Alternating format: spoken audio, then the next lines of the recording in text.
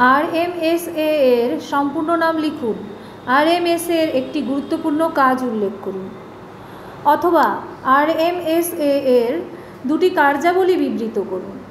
RMSA এর সম্পূর্ণ নাম হল রাষ্ট্রীয় মাধ্যমিক শিক্ষা অভিযান। RMSA এর কার্যাবলী হল: 1. ছাত্র শিক্ষক অনুপাত নির্দিষ্ট করো। ছাত্র শিক্ষক অনুপাতকে 1:30 করার লক্ষ্যে অতিরিক্ত শিক্ষক শিক্ষিকা নিয়োগের ব্যবস্থা করা। 2. শিক্ষকদের বৃত্তিকালীন প্রশিক্ষণের ব্যবস্থা। শিক্ষক শিক্ষিকাদের কর্মরত অবস্থায় প্রশিক্ষণের ব্যবস্থা করা। NCF 2005 এর দুটি প্রেক্ষিত লিখুন। NCF 2005 এর দুটি প্রেক্ষিত হল: জাতীয় শিক্ষা ব্যবস্থায় সমৃদ্ধিকরণ, সকলের জন্য উন্নতমানের শিক্ষাদানের মাধ্যমে একটি বহুমাত্রিক উপযোগী জাতীয় শিক্ষা ব্যবস্থার সমৃদ্ধিকরণ। 2. সাংবিধানিক মূল্যবোধের ভিত্তিতে পাঠ্যক্রম রচনা, সামাজিক ন্যায়, সমানাধিকার এবং ধর্মনিরপেক্ষতার মতো সাংবিধানিক মূল্যবোধের ওপর ভিত্তি করে পাঠ্যক্রম রচনা। দলিত শিক্ষায় পরিলক্ষিত হয় এমন দুটি সমস্যার ব্যাপারে লিখো। দলিত শিক্ষায় পরিলক্ষিত হয় এমন দুটি সমস্যা হল: সীমাহীন দরিদ্রতা। চরম দরিদ্রতা দলিত সমাজের শিক্ষার উন্নয়নে একটি বড় বাধা। সচেতনতার অভাব। দলিত অভিভাবকদের অনেকেই নিরক্ষর, তারা ছেলে মেয়েদের শিক্ষার ব্যাপারে সচেতন নয়।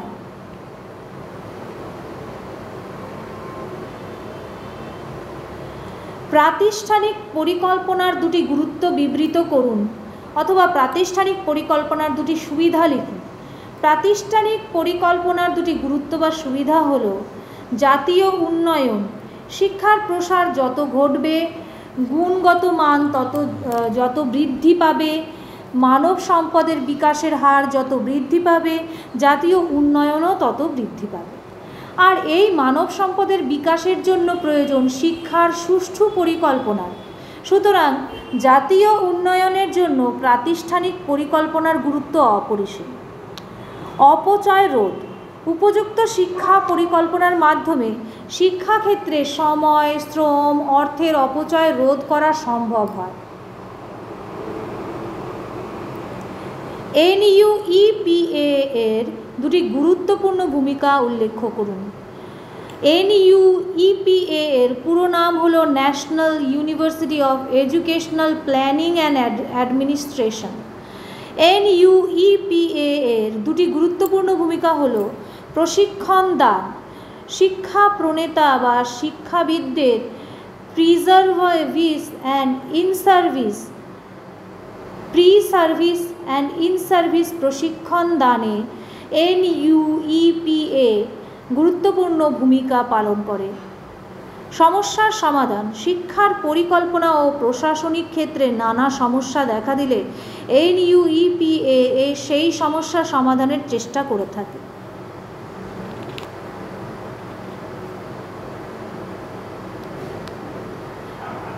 RTE Act 2009 এর যে কোনো দুটি বৈশিষ্ট্য লিখুন। State 2 features of RTE Act 2009. Right two education act 2009 এর দুটি বৈশিষ্ট্য হল: বয়স অনুযায়ী শ্রেণী নির্বাচন। এই আইনে শিশুদের বয়স অনুযায়ী শ্রেণী নির্বাচন করার কথা বলা হয়েছে, যেমন 10 বছর বয়সের কোনো শিশুকে 5ম শ্রেণীতেই ভর্তি করতে হবে। পাঠ্যক্রম ও পাঠ্যপুস্তক। দেশের সকল বিদ্যালয়ে পাঠ্যক্রম, পাঠ্যসূচি ও পাঠ্যপুস্তক তৈরির সময় শিক্ষার্থীদের মানসিক বয়স ও শিক্ষণ স্তরের ওপর গুরুত্ব দিতে হবে। কার্যকরী সাক্ষরতা কি? কার্যকরী সাক্ষরতা হলো এমন এক ধরনের সাক্ষরতা যেখানে একজন শিক্ষিত ব্যক্তি নিজের দৈনন্দিন জীবনে কাজ করতে গিয়ে বিভিন্ন সরল বিবৃতি পড়তে ও লিখতে পারে। অন্যভাবে বলা যায়, একজন ব্যক্তি কার্যকরীভাবে সাক্ষর তখনই হবে যখন সে তার গোষ্ঠী বা সম্প্রদায়ের কার্যকরী কার্যক্রমে অংশগ্রহণ করে সম্প্রদায়ের উন্নয়নের জন্য পড়া লেখা ও গণনার ব্যবহার চালিয়ে যেতে সক্ষম হবে।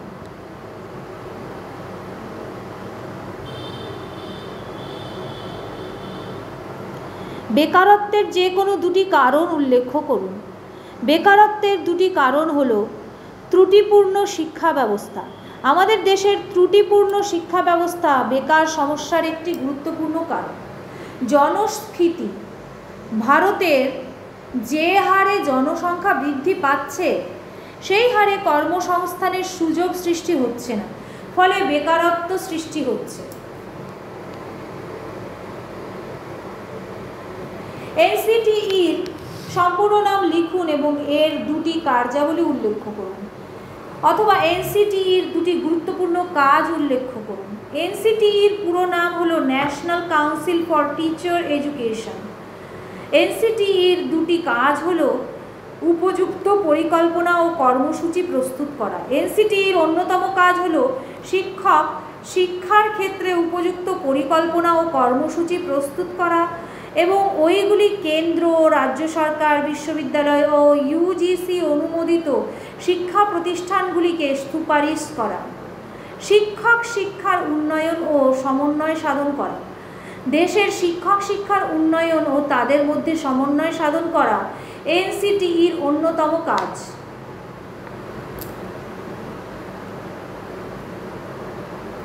ন্যাশনাল নলেজ কমিশন এনকেসি কত সালে কার সভাপতিত্বে গঠিত হয়? 2005 সালের 13 জুন ভারতের তৎকালীন প্রধানমন্ত্রী মাননীয় doctor Manmohan Singh national knowledge commission গঠন করেন। এনকেসি এর সভাপতি ছিলেন শ্রী শ্যাম পিত্রোদা।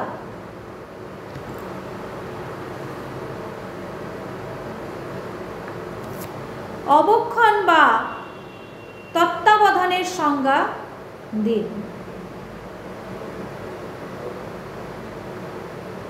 যে কোনো প্রশাসনিক ক্রিয়াকলাপ কেবলমাত্র পরিকল্পনা এবং কর্মসূচি নির্ধারণ করার মধ্যে সীমাবদ্ধ থাকে না।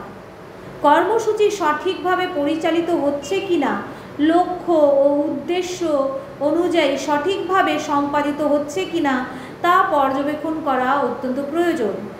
সাধারণ অর্থে তত্ত্বাবধান হলো কোনো কর্মসূচি সামগ্রিকভাবে দেখা ও পর্যবেক্ষণ করা এবং প্রয়োজন অনুসারে নির্দেশ বা পরামর্শ দান করা। ডব্লিউ.এইচ. বার্টন ও ব্রুকনার্স এর মতে তত্ত্বাবধান হলো এক বিশেষ পরিষেবা যার লক্ষ্য হলো শিশুর বৃদ্ধি ও বিকাশের উপাদানগুলিকে অধ্যয়ন করা এবং সমবেতভাবে তার উন্নয়নে সাহায্য করা।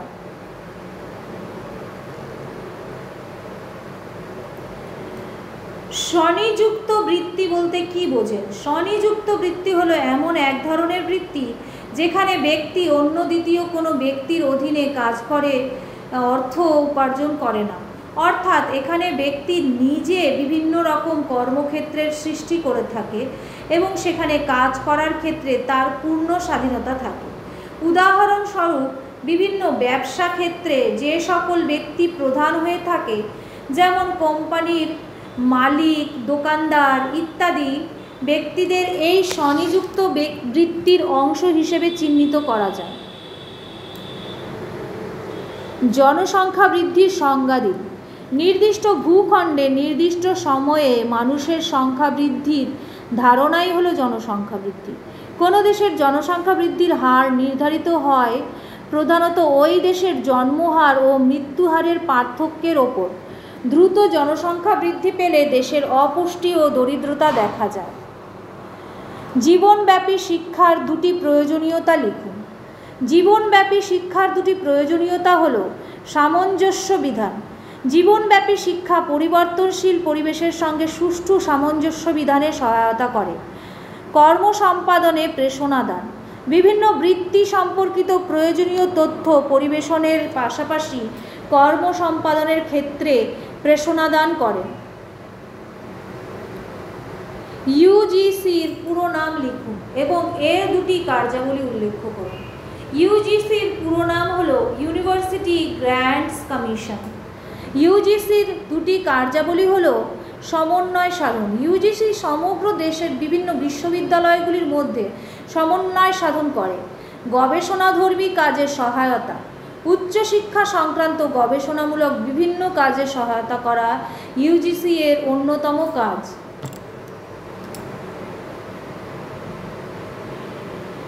আইএএসই এর পুরো নাম লিখুন ও আইএএসইর একটি গুরুত্বপূর্ণ কাজ লিখুন। আইএএসইর যে কোনো দুটি কাজে উল্লেখ করুন। আইএএসইর পুরো নাম institute of advance studies in education. আইএএসইর দুটি কাজ হলো শিক্ষক প্রশিক্ষক তৈরি। আইএএসইর অন্যতম কাজ হলো উপযুক্ত দক্ষতা, অনুভূতি, সহানুভূতি সম্পন্ন শিক্ষক প্রশিক্ষক তৈরি করা। গবেষণা, শিক্ষার ওপর বিভিন্ন গবেষণা করা আইএএসইর অন্যতম কাজ। দূরাগত ও মুক্ত শিক্ষার দুটি গুরুত্ব বিবৃত করুন। দূরাগত ও মুক্ত শিক্ষার দুটি গুরুত্ব হল উচ্চশিক্ষার সুযোগ লাভ। দারিদ্র্যের কারণে বা উচ্চশিক্ষার সুযোগের অভাবে বা অন্য কোনো কারণে যে সকল শিক্ষার্থী উচ্চশিক্ষার সুযোগ লাভ করতে পারেনি তারা উচ্চশিক্ষার সুযোগ পায়। কর্মরত ব্যক্তিদের প্রশিক্ষণ, কর্মে নিযুক্ত ব্যক্তিদের নিজের কাজের ক্ষেত্রে বেশি যোগ্যতা ও দক্ষতা অর্জনের জন্য প্রয়োজনীয় শিক্ষা অর্জনের সুযোগ সৃষ্টি করা হয়। বয়স্ক শিক্ষার দুটি বাধা লিখুন অথবা বয়স্ক শিক্ষার পরিলক্ষিত হয় এমন দুটি সমস্যা লিখুন। বয়স্ক শিক্ষায় পরিলক্ষিত হয় এমন দুটি সমস্যা বা প্রতিবন্ধকতা হল অত্যধিক জনসংখ্যা। ভারতবর্ষ জনবহুল দেশ। অত্যধিক জনসংখ্যা বয়স্ক শিক্ষার প্রসারের ক্ষেত্রে বড় বাধা। বিপুল সংখ্যক জনগণকে শিক্ষা দেওয়ার উপযুক্ত পরিকাঠামো নেই, সুতরাং অত্যধিক জনসংখ্যা বয়স্ক শিক্ষার বিকাশের পক্ষে একটি গুরুত্বপূর্ণ সমস্যা। অনীহা, অনেক বয়স্ক শিক্ষার্থী মনে করে যে অনেক দেরি হয়ে গেছে, এই বয়সে নতুন করে লেখাপড়া শুরু করা অর্থহীন ও লজ্জার। এই কারণে শিক্ষার প্রতি বয়স্ক শিক্ষার প্রেষণা কম। বিদ্যালয় স্তরে ছাত্র অসন্তোষের দুটি কারণ লিখুন। বিদ্যালয় স্তরে ছাত্র অসন্তোষের দুটি কারণ হল সহজাত প্রবৃত্তির অবদমন। বর্তমান সমাজ ব্যবস্থায় শিশু ভূমিষ্ঠ হওয়ার পর থেকেই তার সুকুমার ও সহজাত প্রবৃত্তিগুলির বিভিন্ন প্রতিবন্ধকতার সম্মুখীন হওয়ায় তা অবদমিত অবস্থায় থাকে, যা পরবর্তীতে অসন্তোষের আকার নেয়। পারিবারিক সমস্যা, পরিবারের অভিভাবকদের শিক্ষার ক্ষেত্রে ও অজ্ঞতা, আর্থিক অসঙ্গতি অনেক ক্ষেত্রে ব্যক্তিগত অসন্তোষ থেকে সামাজিক অসন্তোষে রূপায়িত হয়। এনসিটিইর সম্পূর্ণ নাম লিখুন এবং এর দুটি কার্যাবলী উল্লেখ করুন। এনসিটিইর দুটি গুরুত্বপূর্ণ কাজ উল্লেখ করুন। এনসিটিইর পুরো নাম হলো national council for teacher education. এনসিটিইর দুটি কাজ হলো উপযুক্ত পরিকল্পনা ও কর্মসূচি প্রস্তুত করা। এনসিটিইর অন্যতম কাজ হলো শিক্ষক শিক্ষার ক্ষেত্রে উপযুক্ত পরিকল্পনা ও কর্মসূচি প্রস্তুত করা এবং ওইগুলি কেন্দ্র, রাজ্য সরকার, বিদ্যালয় ও ইউজিসি অনুমোদিত শিক্ষা প্রতিষ্ঠানগুলিকে সুপারিশ করা। শিক্ষক শিক্ষার উন্নয়ন ও সমন্বয় সাধন করা। দেশের শিক্ষক শিক্ষার উন্নয়ন ও তাদের মধ্যে সমন্বয় সাধন করা এনসিটিইর অন্যতম কাজ।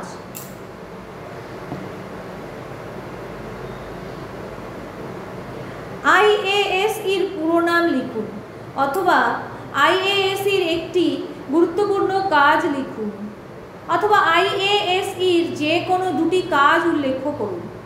আইএএসইর পুরো নাম institute of advance studies in education. আইএএসইর দুটি কাজ হলো শিক্ষক প্রশিক্ষক তৈরি। আইএএসইর অন্যতম কাজ হলো উপযুক্ত দক্ষতা, অনুভূতি, সহানুভূতি সম্পন্ন শিক্ষক প্রশিক্ষক টিচার এডুকেটরস তৈরি করা। গবেষণা, শিক্ষার ওপর বিভিন্ন গবেষণা করা আইএএসইর অন্যতম কাজ। আপেক্ষিক দারিদ্র্য কী? আপেক্ষিক দারিদ্র্য বলতে বোঝায় যেখানে পরিবারগুলি গড় পরিবারের আয়ের তুলনায় 50% কম অর্জন করে, তাই তাদের অর্থ কিছু পরিমাণে থাকলেও মৌলিক চাহিদাগুলি যথাযথভাবে পূরণ করতে অক্ষম, অর্থাৎ যথেষ্ট পরিমাণে অর্থ এদের থাকে না।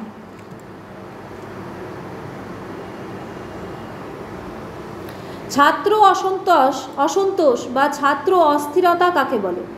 অসন্তোষ শব্দের দ্বারা এক ধরনের অশান্তি বা বিক্ষোভকে বোঝায়। সাধারণত ছাত্র সমাজ ছাত্র স্বার্থ সুরক্ষিত করার জন্য আন্দোলন করে থাকে।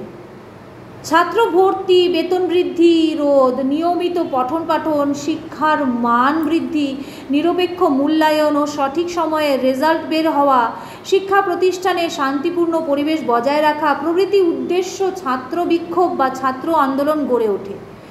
এছাড়া জাতীয় ও আন্তর্জাতিক কোনো ঘটনা, শিক্ষায় সরাসরি হস্তক্ষেপ, রাজ্য ও কেন্দ্র সরকারের চুক্তি প্রভৃতি বিষয়কে কেন্দ্র করে ছাত্র আন্দোলন হয়ে থাকে। এই ছাত্র আন্দোলনকেই বলা হয় ছাত্র অসন্তোষ। বিদ্যালয় স্তরে ছাত্র অসন্তোষের দুটি কারণ লিখুন। বিদ্যালয় স্তরে ছাত্র অসন্তোষের দুটি কারণ হলো সহজাত প্রবৃত্তির অবদমন। বর্তমান সমাজ ব্যবস্থায় শিশু ভূমিষ্ঠ হওয়ার পর থেকেই তার সুকুমার ও সহজাত প্রবৃত্তিগুলি বিভিন্ন প্রতিবন্ধকতার সম্মুখীন হওয়ায় তা অবদমিত অবস্থায় থাকে, যা পরবর্তীতে অসন্তোষের আকার নেয়। পারিবারিক সমস্যা। পরিবারের অভিভাবকদের শিক্ষার ক্ষেত্রে অজ্ঞতা, আর্থিক অসঙ্গতি অনেক ক্ষেত্রে ব্যক্তিগত অসন্তোষ থেকে সামাজিক অসন্তোষ রূপায়িত হয়। বয়স্ক শিক্ষা ও মুক্ত শিক্ষার মধ্যে দুটি পার্থক্য উল্লেখ করুন। বয়স্ক শিক্ষা ও মুক্ত শিক্ষার মধ্যে পার্থক্যগুলি হল: ভারতবর্ষ সহ পৃথিবীর অনুন্নত ও উন্নয়নশীল দেশগুলিতে 14 থেকে 35 বছর বয়সী নিরক্ষর ব্যক্তিদের শিক্ষাদান করার প্রক্রিয়াকেই বয়স্ক শিক্ষা বলা হয়। প্রথাগত শিক্ষার থেকে বিধিনিষেধের বাঁধন শিথিল হয়ে থাকে। শিক্ষার্থীর শিক্ষাদানের ক্ষেত্রে বয়স, সময়, উপস্থিতির ইত্যাদি নিয়ম সংক্রান্ত জটিলতা থাকে না। উদ্দেশ্যগত। বয়স্ক শিক্ষার উদ্দেশ্য মুক্ত শিক্ষার তুলনায় সংকীর্ণ। মুক্ত শিক্ষার উদ্দেশ্য ব্যাপক। বয়সগত।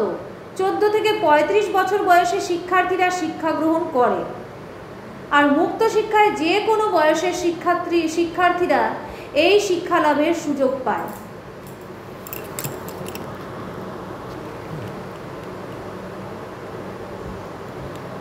বয়স্ক শিক্ষা ও মুক্ত শিক্ষার মধ্যে দুটি পার্থক্য লিখুন।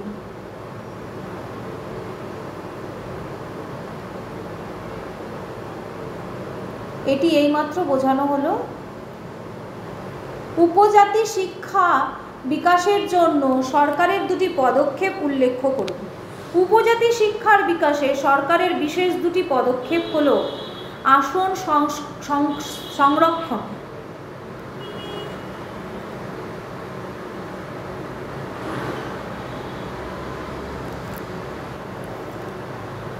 অনেকক্ষণ ধরে কথা বলতে বলতে আটকে যাচ্ছি।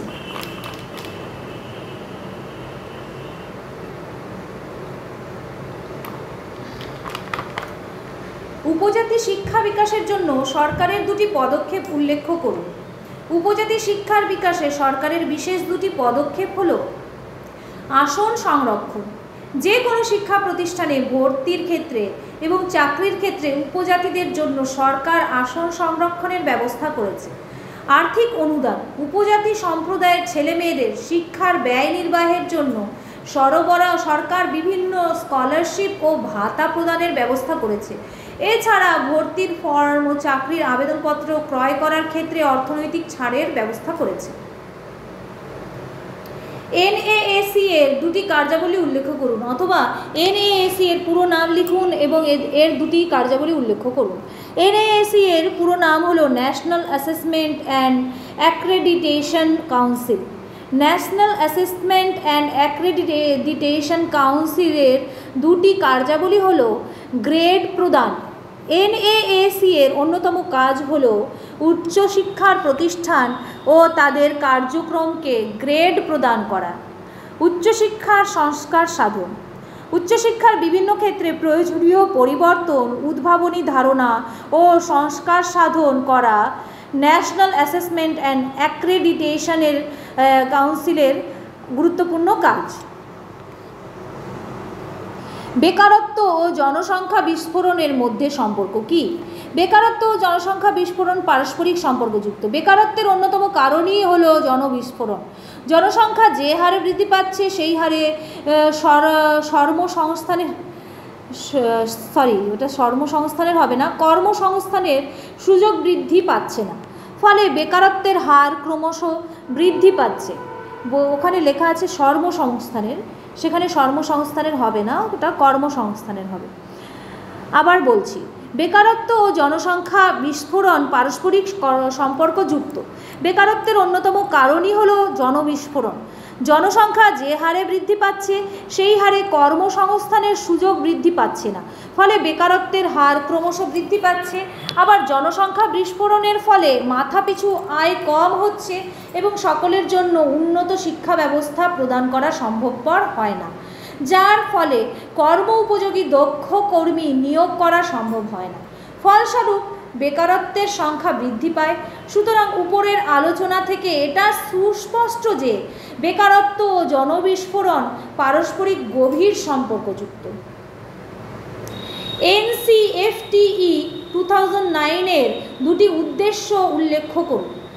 NCFTE-র 2009-এর উদ্দেশ্যগুলি হল: NCFTE-র শিক্ষার ক্ষেত্রে সঙ্গে যুক্ত গবেষকদের নিয়ে কার্যকরী দল গঠন করা, শিক্ষকদের গুণাবলীর বিকাশ ঘটানো, সুসংহত কোর্স প্রচলন করা, শিক্ষার বিষয়বস্তুগুলি আঞ্চলিক ভাষায় অনুবাদ করা। প্রাতিষ্ঠানিক পরিকল্পনা বলতে কী বোঝায়? প্রতিষ্ঠানের স্বল্প সম্পাদকে উপযুক্তভাবে ব্যবহার করে প্রতিষ্ঠানের উদ্দেশ্যকে বাস্তবায়িত করার জন্য ভবিষ্যৎমুখী যে পরিকল্পনা গ্রহণ করা হয় তাকে বলা যেতে পারে প্রাতিষ্ঠানিক পরিকল্পনা।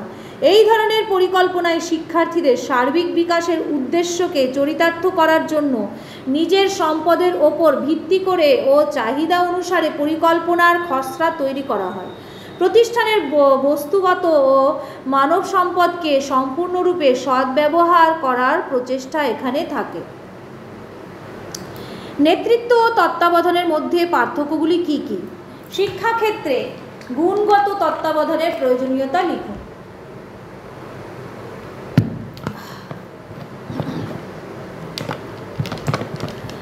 নেতৃত্ব ও তত্ত্বাবধানের মধ্যে যে সকল পার্থক্য লক্ষ্য করা যায় সেগুলি হলো: সংস্থার সকল কর্মীকে লক্ষ্যের প্রতি অবিচল থেকে সমস্ত দক্ষতা ও শ্রমদানে উদ্বুদ্ধ করে ভালো নেতৃত্ব। অন্যদিকে সংস্থার কর্মীদের নেতৃত্ব দানের ক্ষমতা প্রদান ও তাদের প্রয়োজনীয় পরামর্শ প্রদান এবং তাদের কাজের উন্নতির জন্য নির্দেশ প্রদান করে তত্ত্বাবধান।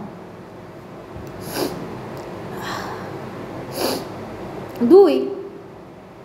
সংস্থার কর্মীদের মনে সংস্থার প্রতি মমত্ববোধ, ভালোবাসা, শ্রদ্ধা ও দায়িত্ববোধ গড়ে তুলতে পারে সঠিক নেতৃত্ব। অন্যদিকে সংস্থার কর্মীদের বিভিন্ন কাজ করার ক্ষেত্রে নতুন নতুন কৌশলের অবলম্বন করা ও বিভিন্ন রকম যন্ত্রাংশ ব্যবহারে উৎসাহ দানের ক্ষেত্রে তত্ত্বাবধায়ক সাহায্য দান করে। কর্মীদের মধ্যে মনোবল ও সহচর্য বৃদ্ধি করে